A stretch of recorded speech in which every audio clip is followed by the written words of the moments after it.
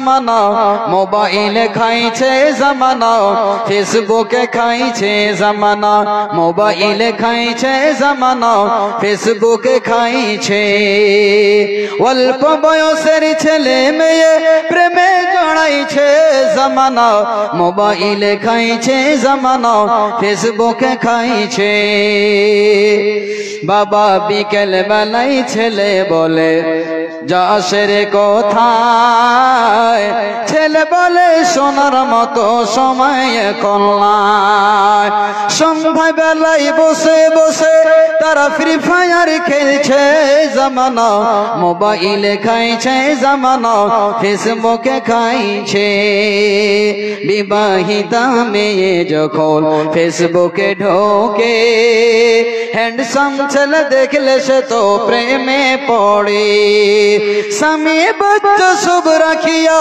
নতুন প্রেমিক চাইছে জামানা মোবাইলে খাইছে জামানা ফেসবুকে খাইছে জামানা মেসেঞ্জারে খাইছে জামানা ফেসবুকে খাইছে রাতের বেলা একা একা ঘুম যে আসে না মেসেঞ্জার না পাইলে বন্ধু ভালো লাগে না তাই তো এখন মা বাবারা টেনশনে পড়েছে জামানা মোবাইলে খাইছে জামানা ফেসবুকে খাইছে জামানা মেসেঞ্জারে খাইছে জামানা ইউটিউবে খাইছে যখন সন্ধ্যা হলো ডুবলো বেলা তুমি কেন নিতে এলে না যখন রাত্রি হলো সাঙ্গ খেলা তুমি কেন নেই পাশে মা তুমি কেন নিতে এলে না সকাল হলে সবার আগে আমায় ডেকে তুমি যাও না মাঝে সকাল হলে সবার আগে আমায় ডেকে তুমি যাও না মাঝে এখন কেন আগের মতো সেই সুর শুনি না এখন যখন সন্ধ্যে হলো ডুবলো বেলা তুমি কেন নিতে এলে না যখন রাত্রি হলো সাঙ্গ খেলা তুমি কেন নেই পাশে মা তুমি কেন নিতে এলে না যেমন একটি সোনারের কাছে একটা সোনাকে নিয়ে যাওয়ার পর সুন্দর করে তাকে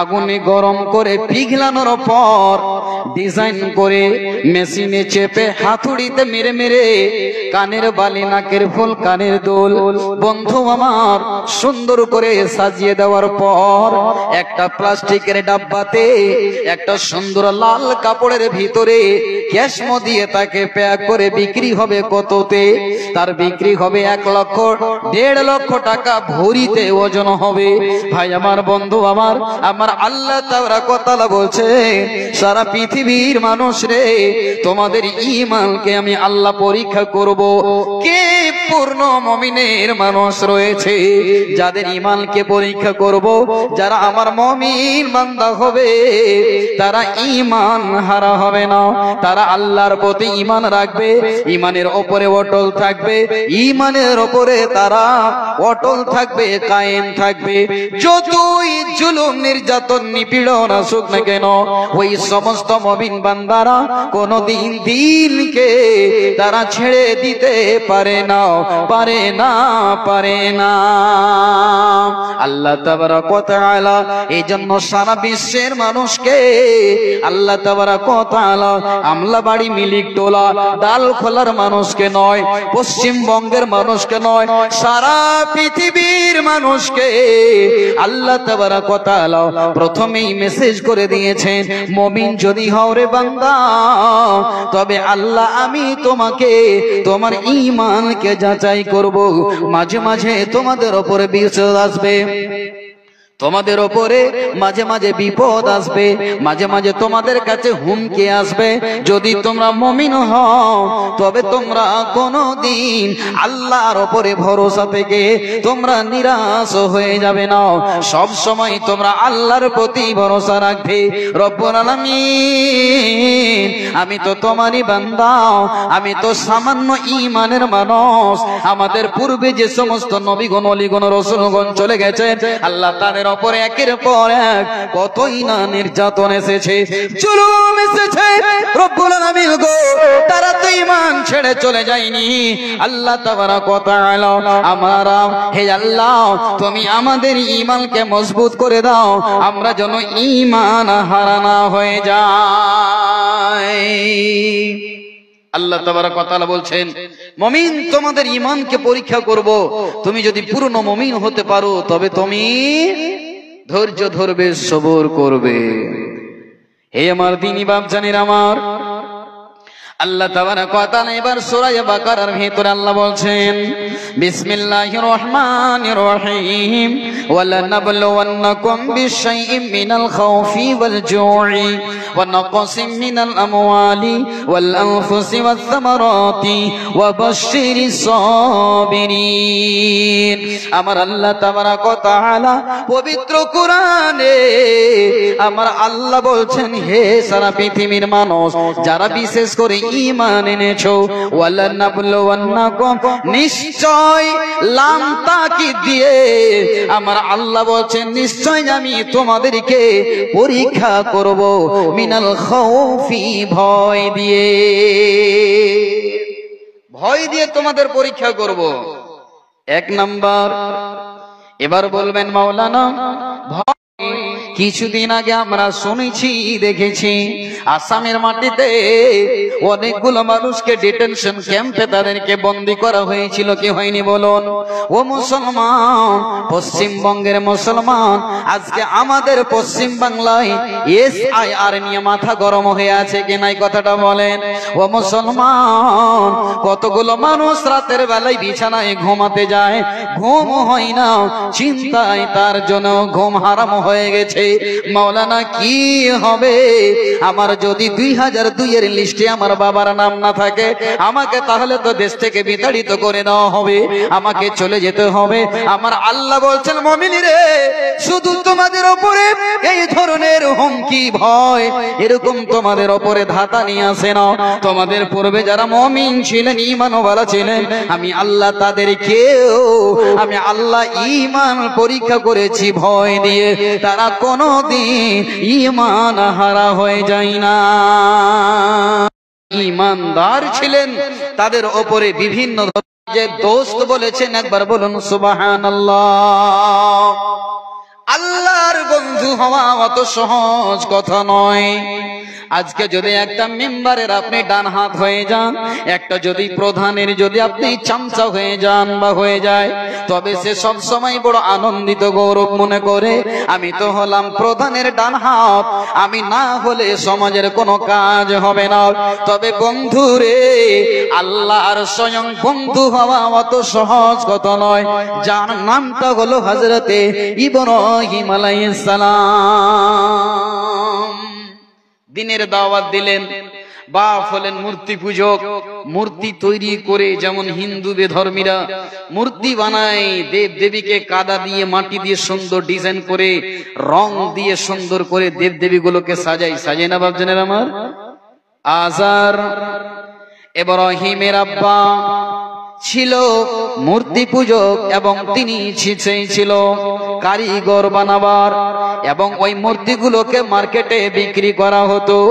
নবী ইব্রাহিম আলাইহিস সালাম বুঝতে পারলেন, হায় আল্লাহ, এরা তো খায় না, এরা তো পান করে না, এরা তো শুনতে পায় না, এরা তো দেখতেও পায় না, এদের সামনে যদি কোনো কিছু রাখা হচ্ছে, কলা রাখা হচ্ছে, মিষ্টি মান্ডা রাখা হচ্ছে, এরা তো হাত দিয়ে স্পর্শ করতে পারে না, খেতেও পারে না। যেন ব্রেনের লক, ব্রেনের তালা যেন খুলে গেল নবী ইব্রাহিমের। হযরত ইব্রাহিম আলাইহিস সালাম আব্বাকে প্রথমত দিনের দাওয়াত দিলেন, আব্বা আপনি এইগুলো কাজ কেন করেন? আপনি এই মূর্তি পূজার কাজগুলো ছেড়ে দেন, এই মূর্তি নির্মাণের কাজ আপনি ছেড়ে দেন। কেন? আল্লাহ তো হচ্ছেন তিনি যিনি পূর্ব দিকে সূর্য উদিত করে পশ্চিমে ডোবায়, তিনি তো হাসি মুখে কান্না ফোটাতে পারেন।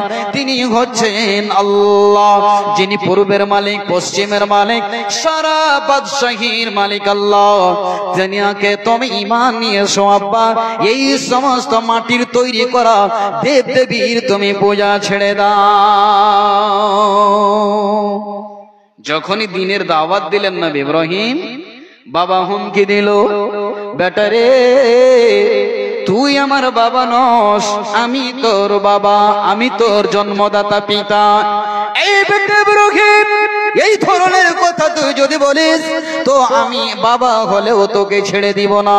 ভাই আমার, বন্ধু আমার, নবী ইব্রাহিমের ওপরে কত যে হুমকি আসলো, মানুষেরা তাকে কত রকমের যে তারা চাপ দিল, কিন্তু নবী ইব্রাহিম দিনের দাওয়া থেকে যেন ফিরে এলেন না।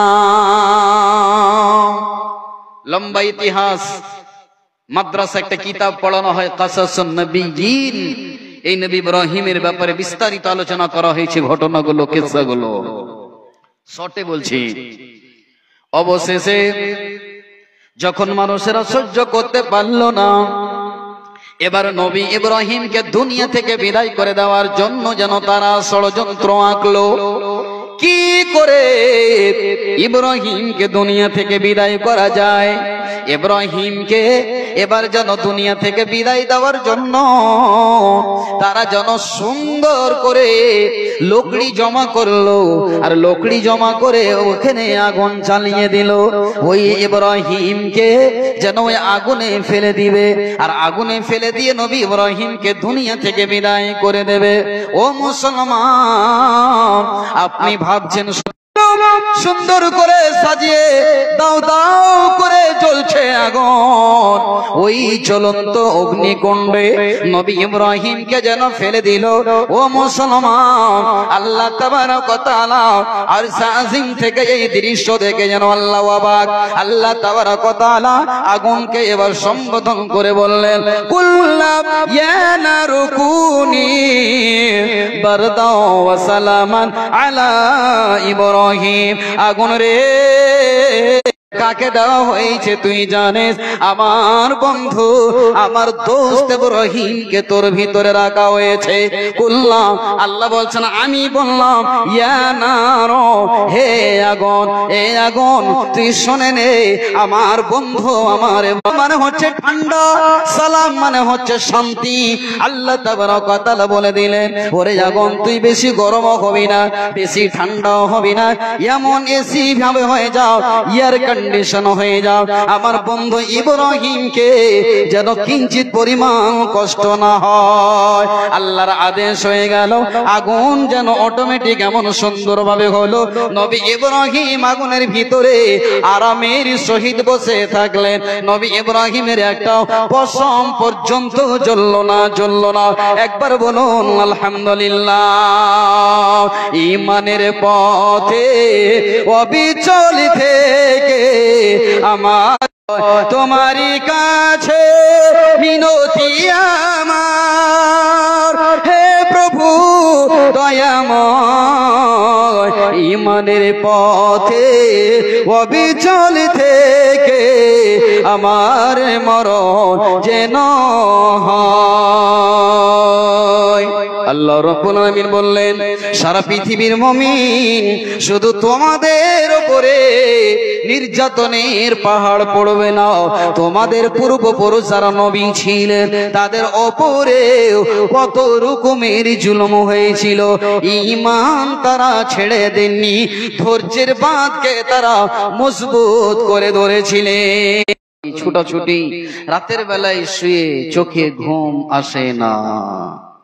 বন্ধুগণ, একটা উদাহরণ দেব, বুঝতে পারবেন। একজন বৃদ্ধ মানুষ, হাদিসও নয়, কোরআনে নয়, একটা শুধু যুক্তি আপনাদেরকে আমি দিচ্ছি। একজন মানুষ একটা দোকানে চলে গেল। যাওয়ার পর দোকানে বিভিন্ন রকমের সামান ক্রয় করে যেই টাকাটা ওয়াকেজো, যেই টাকাটা চলবে না, টাকাটা নিয়ে দোকানদার সঙ্গে সঙ্গে ছুঁড়ে ফেলে দিয়েছে। যখনই দোকানদার টাকাটা ছুঁড়ে ফেলা, ওই বৃদ্ধ মানুষ, ওই মুরব্বী মানুষ অজ্ঞান হয়ে দোকানের সামনে পড়ে গেছে। যত আশেপাশে মানুষ ছিল সবাই দৌড়াতে দৌড়াতে এসে বলছে, বাবজি কি হলো? কেউ তো জল ছিটাচ্ছে, কেউ তো মাথায় তেল দিচ্ছে। বন্ধুরে, লোকটার যখন জ্ঞান ফিরে আসলো, বলছে বাবজি আপনার কি হলো? আপনাকে তো দেখলাম দোকানে দাঁড়িয়ে মার্কেটিং করতে, অজ্ঞান হয়ে পড়ে গেলেন, আপনার টাকাটা নিল না তার জন্য। এবার ওই বয়স্ক মানুষটা বলছেন, ও আমার সমাজের মানুষেরা, ওরে আমার ভাইরা শুনে নাও, আমি এই টাকাটার জন্য এই অজ্ঞান হই না। আমার অজ্ঞান হওয়ার একটা কারণ, আজকে পৃথিবীতে একটা ওয়াকিজো টাকা দোকানদার ছুঁড়ে ফেলে দিল। কিয়ামতের মাঠে যেদিন আমার আল্লাহ রব্বুল আলামিন আমল নামাকে, আমার আমলগুলোকে ছুঁড়ে ফেলে দেবে, আমার ভালো যদি আমল না থাকে, সেদিন আমার কি উপায় হবে? যার জন্য আমি টেনশনে, আমার যেন চিন্তা বেড়ে গেল। এই জন্য আমি দোকানের সামনে অজ্ঞান হয়ে পড়ে গেলাম। ও মুসলমান, হাসরের মাঠে আপনার কি অবস্থা হবে, আমার কি অবস্থা হবে, আপনি কি চিন্তা করেছেন? সে দিনটার জন্য চিন্তা নাই। সামান্য মানুষের তৈরি করা কানুন SIR নিয়ে আমার আপনার যেন মাথা ঘেমে গেল, চোখ থেকে যেন ঘুম হারাম হয়ে গেল। আমার আল্লাহ তাবারাক ওয়া তাআলা বলেন, ওয়ালা নাবলুওয়ান্নাকুম বিশাইইন মিনাল খাউফি, মুমিনরে তোমাদেরকে আমি ভয় দিয়ে পরীক্ষা করব। নাম্বার 2, আল্লাহ তাবারাক ওয়া তাআলা বলছেন, নাম্বার 2 হলো মিনাল খাউফি ওয়াল জু', মুমিনরে আমি আল্লাহ তোমাদেরকে ক্ষুধার্ত করে পরীক্ষা করব।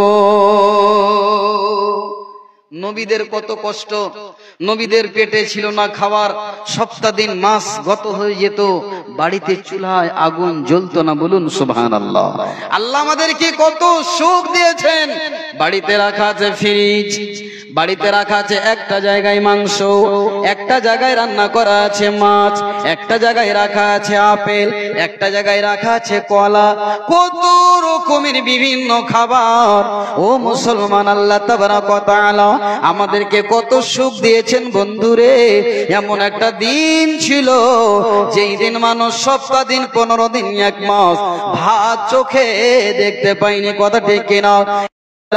আমাদেরকে এত সুখ দিয়েছে, খাবার অভাব হওয়া লাগে না হলে আপনার ছেলে ভাতের প্লেটকে হাত দিয়ে দূরে সরিয়ে, চুলাতে আগুন জ্বলেনি। নবীজি বলতেন, ও আমার বিবি সাহেব, খাবার নাই যে ঘরে, ছোট ছোট পাথর বাঁধে পেটেরই ওপরে, তবুও নৈরা সহনে নবে সহ্য করেন জ্বালা, মক্কা মদিনা নবী কমলিওয়ালা, এসো সবে এই সভাতে হবে গো জালা, মক্কা মদিনা নবী কমলিওয়ালা। দুটো পরীক্ষা হয়ে গেল। নাম্বার 1 ভয়, দ্বিতীয় হলো ক্ষুধার্ত করে, মিনাল খাউফি ওয়াল জু'i ওয়া নাকসিম মিনাল আমওয়াল। 3 নাম্বার যেটা মুমিনকে আল্লাহ পরীক্ষা করবেন, আমার আল্লাহ বলছেন, মুমিনরে তোমার মালকে আমি আল্লাহ কম করে তোমার সরিয়ে পচিয়ে ঈমানকে পরীক্ষা করব। আপনি 1 বিঘা জমিনে ভুট্টা লাগালেন, হয়েছে বন্ধুরে, আপনি যখন জমিনে যাচ্ছেন আর যাওয়ার পরে বলছেন দেখি একটা মোচাগুলো বাড়িতে নিয়ে গিয়ে পুড়িয়ে খেয়ে দেখবো, যখনই তার ছিলকাটা চোখাটাকে ওঠাচ্ছেন সম্পূর্ণটা ভুয়া, একটাও দানা নাই। আল্লাহ বলছেন যদি তুই মুমিন হবি, আল্লাহকে বলবি, হে আল্লাহ 1 বিঘা জমিতে আমার একটাও ভুট্টা হলো না, দানা হলো না। রব্বুল আলামিন গো, তুমি তো দেওয়ার মালিক। আল্লাহ হতে পারে আজমাইশ, হতে পারে ইমতিহান, হতে পারে পরীক্ষা গো আল্লাহ, এবছর না হলেও আল্লাহ তুমি আমাকে আগামী বছরে দিয়ে দিও। এরকম ঘটনা ঘটে কিনা বন্ধুরে? জমিনে গিয়ে দেখে একটা ফসল নাই। এরকম ঘটে কি ঘটে না বাপজিরা? আল্লাহ বলছেন, আমার কথা নয়, স্বয়ং কোরআন থেকে বলছি, আমার আল্লাহ বলছেন মিনাল খাউফি ওয়াল জু, যেটা 3 নাম্বার, মিনাল খাউফি ওয়াল জুই ওয়া নাকসি মিনাল আমওয়ালি ওয়াল আনফুস, যেটা হচ্ছে ভাইটাল বিষয়। হে আমার মা, হে আমার বোনেরা ভালো করে শুনলেন, আল্লাহ তাবারক ওয়া তাআলা বলছেন মুমিনিরে তোমাকে আমি বিপদ দিয়ে, বিমার দিয়ে, অসুখ দিয়ে আমি আল্লাহ পরীক্ষা করব। করেন কি করেন না? আল্লাহ তাবারক ওয়া তাআলা বলেন হে আমার মুমিন বান্দা, যদি তোমাকে অসুখ হয়েছে, বিমার, কতগুলো মানুষকে দেখতে পাওয়া যায় মা, আপনাদের উদ্দেশ্যে বলছি ভালো করে কান করে শুনুন, ভাইরা আপনাদের জন্য বলছি ভালো করে শুনুন, বিষয়টা খুব ভাইটাল। আল্লাহ বলছেন তোমাকে অসুস্থ করে তোমার ঈমানকে, ওগো আল্লাহ আজকে বিছানায় পড়ে আছে, হে আল্লাহ ক্যান্সার হয়ে গেছে, চিৎকার করছে সারা রাত, চোখে ঘুম নাই, রব্বুল আলামিন কিডনি শেষ হয়ে গেছে, রব্বুল আলামিন প্যারালাইসিসের অসুখ হয়ে গেল। ওগো আল্লাহ আমি তো একজন গুনাহগার, নবীদেরকে আল্লাহ তুমি ঈমান পরীক্ষা করেছো, নবী আইয়ুবকে এক এক করে 18 বছর ধরে আল্লাহ তুমি বিছানায় ফেলে রেখেছিলে। আল্লাহ রব্বুল আলামিন বলছেন বান্দারে, মুমিন যারা হবে আমি তাদেরকে অসুখ দিয়ে তার ঈমানকে পরীক্ষা করব। খবরদার খবরদার মৃত্যুর কামনা করিও না। মা বোনদের একটু যদি জ্বালা যন্ত্রণা হয় তো একটা চলিত ভাষায় একটা কথা বলে, আল্লাহ তুমি আমার মুখ ঢেকে লাও, বলে কি বলে না? আল্লাহ তুমি আমার ছেলে পিলার আগা দিকে মুখ ঢেকে লাও। মুখ ঢেকে লাওয়ার মানে কি? আল্লাহ আমাকে মওত দিয়ে দাও। মামুন আমার খবরদার কোনদিন মৃত্যুর কামনা করবে না, আল্লাহর কাছে এটা দোয়া করবেন, রব্বুল আলামিন আমার বেঁচে থাকা তোমার কাছে যদি ভালো হয়, আল্লাহ আমাকে বাঁচিয়ে রাখো, আমার মরে যাওয়া তোমার কাছে যদি ভালো হয়, তো আল্লাহ তুমি আমাকে মৃত্যু দাও। এই দোয়াটা করবেন। এবার চলুন মা আমার, বোন আমার, এবার বলবেন মাওলানা সাহেব 2 বছর থেকে বিছানায় পড়ে আছি, অসুখ পড়ে আছি, কি লাভ হবে আমার বলছেন তো বলেন। নবীজি বলছেন মুমিনিরে তুমি চলতে চলতে তোমার পায়ে যদি একটা কাঁটা লেগে যায়, ওই কাঁটাটা লাগার কারণে তোমাকে যে কষ্ট হয়, আমি আল্লাহ তোমার কষ্টের বিনিময়ে তোমার গুনাহগুলোকে আমি মাফ করে দিই, বলুন আলহামদুলিল্লাহ। এবং আমি আল্লাহ তাবারক ওয়া তাআলা তোমাকে নেকিতে পরিপূর্ণ করে দিই। ও ভাই আমার, বন্ধু আমার, আমি যে কথাটা বলছিলাম, আল্লাহর নবীর কাছে একজন মহিলা, মারে তুমি যদি কোনো জ্বালা যন্ত্রণায় বসবাস করছো, কোনো যদি অসুবিধায় বেমারে পড়ে আছো, আল্লাহর কাছে দোয়া করো রে মা, খবরদার মতের কামনা করিও না। বিশ্ব নবীর কাছে একজন মহিলা এসে বলছেন ইয়া রাসূলুল্লাহ উদুল্লাহ লি, নবী গো আপনি আমার জন্য একটু দোয়া করেন। নবীজি বলছেন কি হয়েছে? নবীজিকে বলছেন ইয়া রাসূলুল্লাহ আমার শরীরে একটা অসুখ আছে, একটা বিমার আছে, যার নাম হলো মির্গির বেমার। বেমারটার নাম কি বললাম ভাই? মির্গির বেমার। আপনাদের এলাকায় আছে, কাউকে দেখেছেন? আগে আগে অসুখগুলো ছিল, এখন কিন্তু নেই, খুব কম। তার স্বভাব, বেমারটার কি চরিত্র খাসলত, হয় জলে ডুবে মরবে, না হলে আগুনে পুড়ে মরবে। এটা আমরা শুনেছি, এটা কোনো হাদিস কোরআনের কথা নয়। বন্ধু আমার নবীজির কাছে এসে বলছেন ইয়া রাসূলুল্লাহ আমার শরীরে যে অসুখ, যখন অসুখটা হয় গো নবী, তো আমার শরীরে কাপড় চোপড় থাকে না, আমি ন্যাংটা হয়ে যাই, উলঙ্গ হয়ে যায়।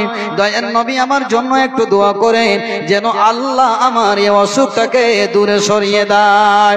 বিশ্ব নবীজি বললেন ওয়া ইন সাবারতি ওয়ালাকিল জান্নাহ, হে আল্লাহর বান্দী শুনে নাও, ওরে আমার মা, হাদিসটা বুখারী শরীফের, ভালো করে শুনে যাবে। যদি কোনো অসুখে আছেন, আল্লাহ তুমি আমার মত করে লাও, মুখ ভেঙে লাও, এই ধরনের কথা খবরদার বলিও না।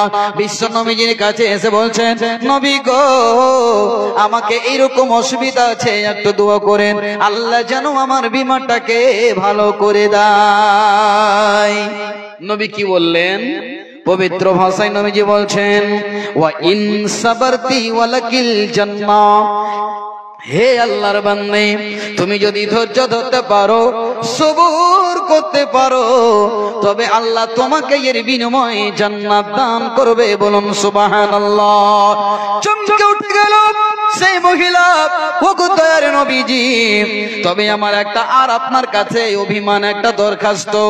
নবীজি বললেন, কি অসুবিধা বলো? বলছেন, ইয়া রাসূলুল্লাহ, দয়ার নবী গো, আমি আল্লাহর কাছে আর একটা আপনার জন্য দোয়ার দরখাস্ত জানাই। নবী গো,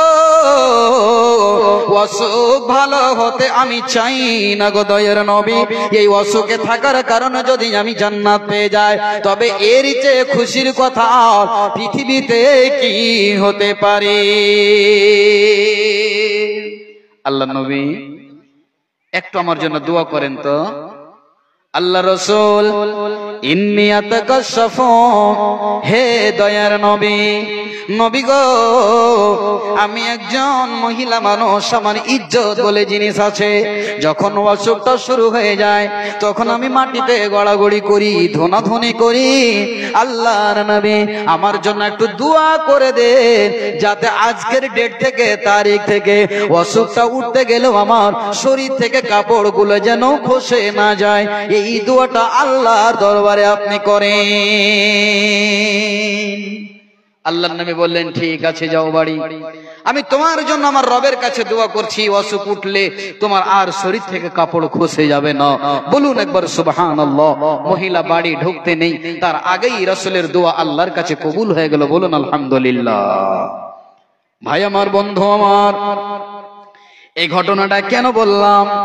আল্লাহ বলছেন, বিসমিল্লাহির রহমানির রহিম, ওয়ালানাবলুওয়ান্নাকুম বিশাইইম মিনাল খাউফি ওয়াল জু'i ওয়া নাকসিম মিনাল আমওয়ালি ওয়াল আনফুস ওয়াত তামারাত ওয়া বাশশিরিস সাবিরিন। আল্লাহ তাবারক ওয়া তাআলা 5 নম্বরে পরীক্ষার কথা আল্লাহ বললেন, বান্দারে, তোমাদের ফলকে আমি আল্লাহ সরিয়ে পচিয়ে কম করে নিয়ে তোমাদের ঈমানকে পরীক্ষা করব।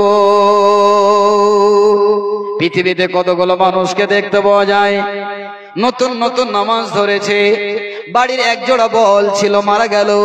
একটাই ছেলে এমন জ্বর হলো, টাইফয়েড জ্বর, ভালো হয় না। তখন লোকটা বলে, মাওলানা, নামাজ পড়ছিলাম না তো ভালো ছিলাম, যেদিন থেকে নামাজ শুরু করেছি এত বিপদের পর বিপদ, এত বিপদের পর বিপদ, নামাজ নাই পড়াই ভালো।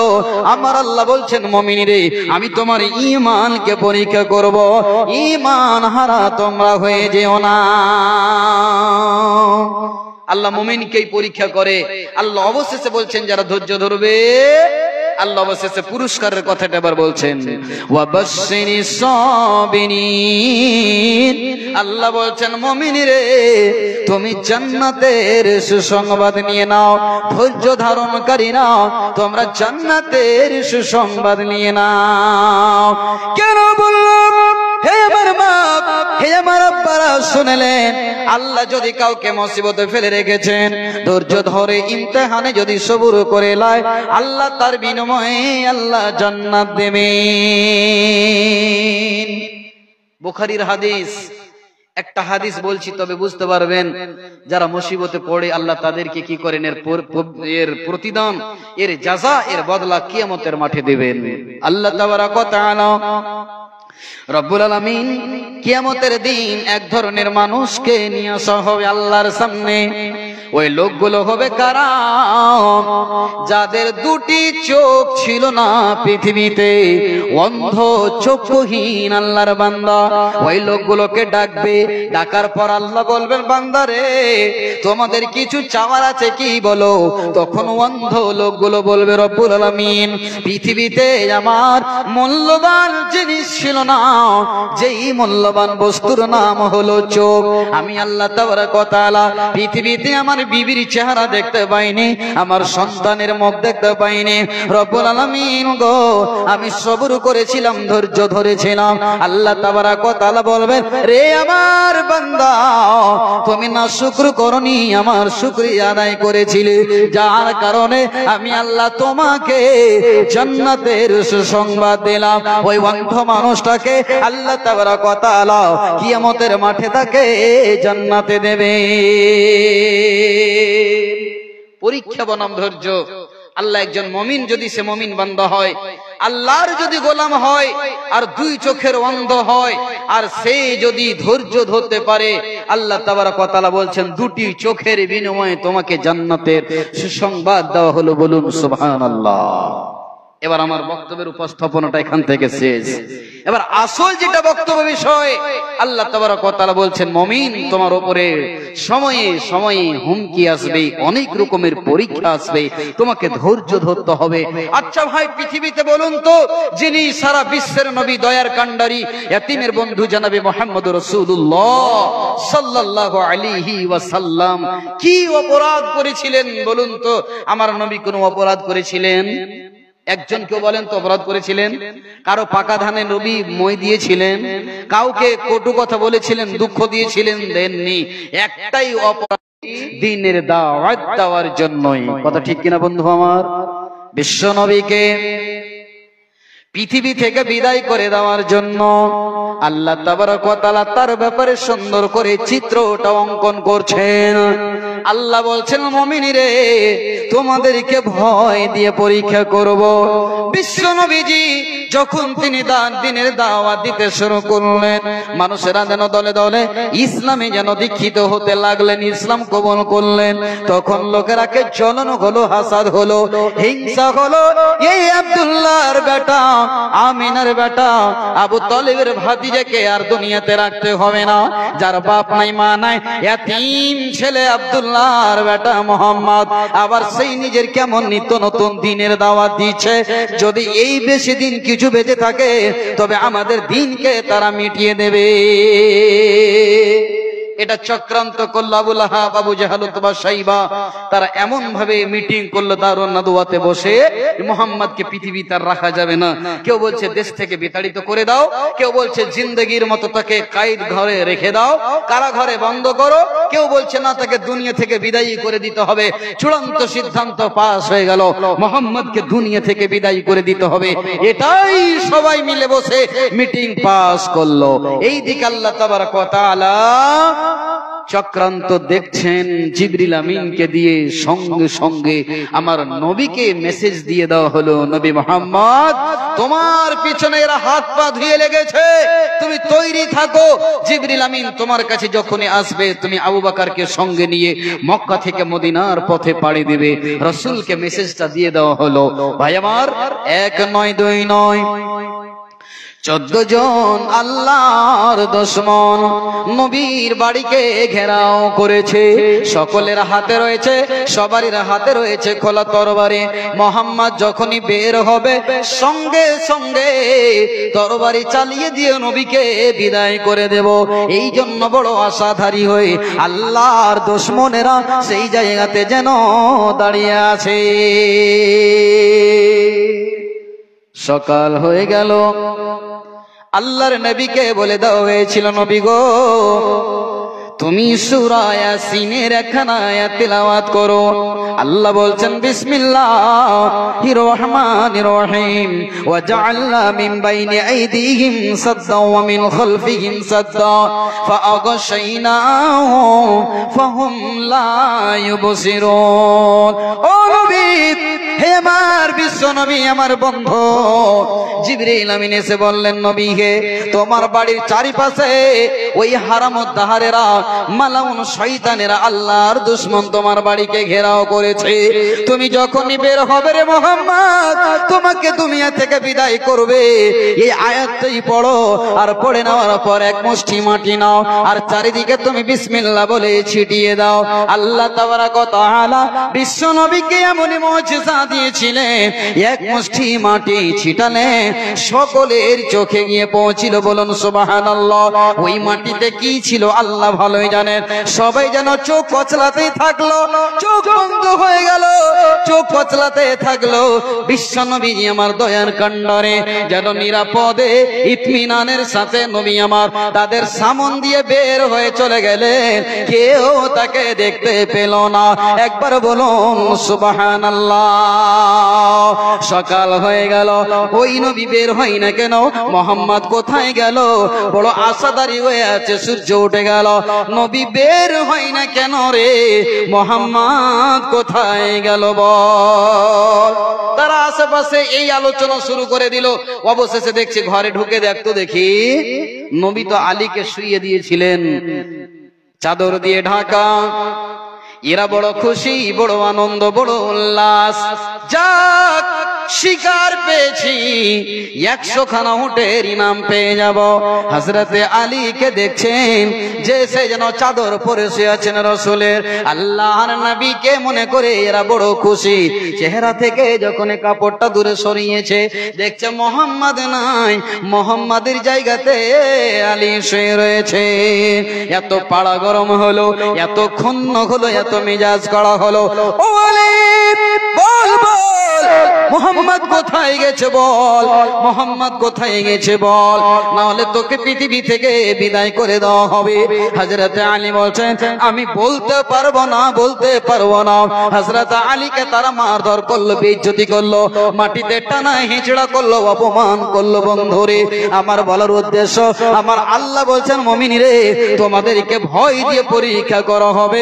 মুমিন যদি হও তো তোমাদের কেউ চুল বাঁকা করতে পারবে না। আল্লাহ যাকে বাঁচাবে তাকে কেউ মারতে পারবে না। পেল না খুঁজে, নবী তো চলে গেলেন আবু বকরকে সঙ্গে করে মদিনা। পথিমধ্যে আছেন গারে সৌর বলে একটা পর্বত। হযরত আবু বকর সিদ্দিক রাদিয়াল্লাহু তাআলা আনহু এবং বিশ্ব নবী মহানবী সেই গর্তে, সেই গুহার ভিতরে গিয়ে আশ্রয় নিলেন। ইতিহাস শর্টে বলছি, লম্বা। পাগল কুকুরের মতো তো ছুটাছুটি করছি যে মোহাম্মদের মাথায় এনে দিলেই তো 100টা উট পাবো। সুরাকা বিন জশম একজন আল্লাহর নাফরমান বান্দা, আল্লাহর দুশমন, নবীর দুশমন। পাগলের মতো, পাগল কুকুর যেমন মাথায় কামড় দিয়ে দেয়, সব বেচैन হয়ে যায়, ঠিক নবীর সন্ধানে ঘুরছে। মোহাম্মদকে পেলেই তো আরবের 100 খানা লাল উট পাবো পুরস্কার। কে না ছুটে বন্ধু আমার। যেতে যেতে যেতে যেতে যেতে যেতে যেখানে বিশ্ব নবী আবু বকর যেন আরাম বিশ্রাম করছেন গারে সৌরের ভিতরে, হযরতে আবু বকর রাদিয়াল্লাহু তাআলা আনহু যেন দেখে নিয়েছেন আল্লাহর ওই মারদুদ বান্দাকে, সুরাকা বিন জশমকে। হযরতে আবু বকর বলছেন, ইয়া রাসূলুল্লাহ, ওগো দয়ার নবী, ওই যে চলে আসে আমাদের শত্রু, আমাদের দুশমন, এই যে ধরে নেবে। বিশ্ব নবীজি বলছেন, আবু বকর তুমি কি জানো না, আল্লাহ তাবারক ওয়া তাআলা বলেছেন আল্লাহ মুমিনকে পরীক্ষা করবে। আর কি তুমি জানো না, আল্লাহ তাবারক ওয়া তাআলা বলেছেন, ইন্নাল্লাযীনা ক্বালু রাব্বুনাল্লাহু সুম্মা ইসতাকামু তাতানাজ্জালু আলাইহিমুল মালায়েকা। আবু বকর তুমি কি জানো না, যারা আল্লাহকে স্বীকার করেছে এবং ঈমানের উপরে অটল রয়েছে, আল্লাহ বলেছেন, আল্লাহ তাখাফু, তোমরা কোনদিন ভয় করবে না, ওয়ালা তাহজানু, তোমরা চিন্তিত হবে না, আমি আল্লাহ তোমাদের হেফাজত করব। চলে আসছে সুরাকা, ঘোড়া নিয়ে চলে আসছে নবীকে ধরার জন্য। আল্লাহু আকবার। আবু বকর দেখে নিয়েছেন আল্লাহ রাসূল আমার সামনে আপনার মাথা নিয়ে যাবে, আবু বকর সহ্য করতে পারবে না। দয়ার নবী গো, ওই যে চলে আসছে দুশমন, আমাদেরকে ধরে নিলেই তো এই অবস্থা দাঁড়িয়ে যাবে। হযরতে বিশ্ব নবী এবার বলছেন লা তাহজান ইন্নাল্লাহা মা'ানা। ও আবু বকর, চিন্তা করিয়েন না, আল্লাহ আমাদের সঙ্গে রয়েছেন, বলুন সুবহানাল্লাহ। এবার যেন ওই সোরাকা ঘোড়াকে তাড়িয়ে নিয়ে চলে আসে, অল্পটুকু গেলে শিকারকে যেন খপ করে ধরে নেবে। আল্লাহর নবী যখনই কথাটা বলে দাও, সঙ্গে সঙ্গে ওই সোরাকার ঘোড়া তার দুটো পা সামনে যেন পড়ে গেল। বন্ধুরে, এত জোরে জোরে আঘাত করছে ঘোড়া ওই চাবুক দিয়ে সোরাকা, কিন্তু যত মারছে ঘোড়ার পা যেন নিচন দিকে যাচ্ছে, আর যেন উঠে দাঁড়াতে পারলো না। আল্লাহ তাবারক ওয়া তাআলা যাকে বাঁচাবে, পৃথিবীতে কেউ তাকে মারতে পারবে না। এবার সোরাকা জোড়হাত করে দাঁড়িয়ে বলছে, ও জাহাপনা, ও মুহাম্মদ, আবু বকর, আমার ভুল হয়ে গেছে, আমাকে ছেড়ে দেন, আমার কাছে যা মালধন আছে সব নিয়ে নেন, কিন্তু আমাকে আপনি মারিয়েন না। বিশ্ব নবীজি বললেন, সোরাকা রে, তোমার কাছে আমার একটা অভিমান, তোমার মালের লালচ নাই আমাকে, তুমি শুধু ঈমান নিয়ে চলে এসো, মুসলমান হয়ে যাও। সেই সোরাকা ঈমান নিয়ে আসেনি, বলেছিল, ও মুহাম্মদ, আমি একটাই কাজ করতে পারি, আমি রাস্তা দিয়ে যাব। কোন মানুষ যদি বলে, সোরাকা রে, মুহাম্মাদের চিরুনি তল্লাশি পালিত বল, তখন আমি বলবো, আমি দেখিনি, মুহাম্মাদকে খুঁজে পেলাম না, এই রাস্তাতে যেতে হবে না, অন্য রাস্তা দিয়ে চলো। ভাই আমার বক্তব্য বিষয় যেটা, সেটা হচ্ছে কি, আল্লাহ বলছেন তোমাদেরকে ভয় দিয়ে পরীক্ষা করব, তবে একটা কথা শুনুন, যারা মুমিন তারা ধৈর্য ধরবে, সবুর করবে, আল্লাহকে ডাকবে। আল্লাহ বলছেন ফালইয়াবুদু রাব্ব হাদাল বাইত, আল্লাহ বলছেন তোমরা আমার ঘরে এসে যাও, ইবাদত করো, আমি আল্লাহ তোমাদেরকে খাবার দিব এবং আমি আল্লাহ তোমাদেরকে নিরাপত্তার ব্যবস্থা করে দেব, বলুন সুবহানাল্লাহ। মুমিন মুসিবতে পড়বেন, আল্লাহকে ডাকেন, নামাজে পড়েন, মসজিদে গিয়ে কাঁদা করেন, আল্লাহ তুমি পথ বের করে দাও। এই এসআইআর, এনআরসি, সিএএ, এনপিআর, এগুলো কি? আল্লাহ রে আল্লাহ, ফেরাউন কত বড় কানুন পাস করেছিল, লক্ষ লক্ষ নবজাত শিশুকে জবাই করে দিয়েছিল ফেরাউন। অবশেষে সেই ফেরাউনকে আল্লাহ পানিতে চুবড়িয়ে মারলেন, ঈমান এনেছিল, কিন্তু আল্লাহ বলেছেন আল-আন, এখন তুমি ঈমান আনছো, এখন তুই ঈমান আনছিস, তোর ঈমান আনা কাজ দেবে না। সম্মানিত দিনী ভাই, আমার বলার উদ্দেশ্য, আল্লাহ বলছেন যারা মুমিন হবে তাদেরকে পরীক্ষা করা হবে। অপরাধ একটাই যে আমরা মুসলমান। রাসূল সাল্লাল্লাহু আলাইহি সাল্লাম বলেছেন, মুমিনের জন্য দুনিয়াটা কায়েদখানা, মুমিনের জন্য দুনিয়াটা জেলখানা। মুমিন তুমি যদি ধৈর্য ধরতে পারো তবে তোমার জান্নাত আমি আল্লাহ তোমার জন্য বরাদ্দ করে রেখেছি, বলুন সুবহানাল্লাহ। সম্মানিত দিনী ভাই ও বন্ধুরা, আল্লাহ তাবারক ওয়া তাআলা এইজন্যই বলেছেন, ইন্নাল্লাযীনা ক্বালু, নিশ্চয়ই যারা বলে আমাদের রব আল্লাহ এবং ঈমানের উপরে অটল থাকে, আমার আল্লাহ বলেছেন, আল্লাহ তাখাফু, ভয় নাই, ওয়ালা তাহজানু, তোমাদের জন্য টেনশন নাই। আল্লাহ বলছেন, ওয়াবশিরু বিল জান্নাহ, তোমরা জান্নাতের সুসংবাদ নাও। তবে যারা মুমিন তারা এই দুনিয়াও কামিয়াব, মরার পরেও কামিয়াব। আল্লাহ বলেছেন, মুমিন তোমার মেহমানদারি আমি আল্লাহ নিজেই করব, বলুন সুবহানাল্লাহ। আল্লাহ জান্নাতের ওয়াদা করেছেন। আমি বলতে চাই, সম্মানিত দিনী ভাই ও বন্ধুরা, পরীক্ষা বনাম ধৈর্য, মুসিবত আসতে গেলে আমাকে আপনাকে ধৈর্য ধরতে হবে, আল্লাহর কাছে দোয়া করতে হবে, আল্লাহ আমাদের পথ বের করে দাও।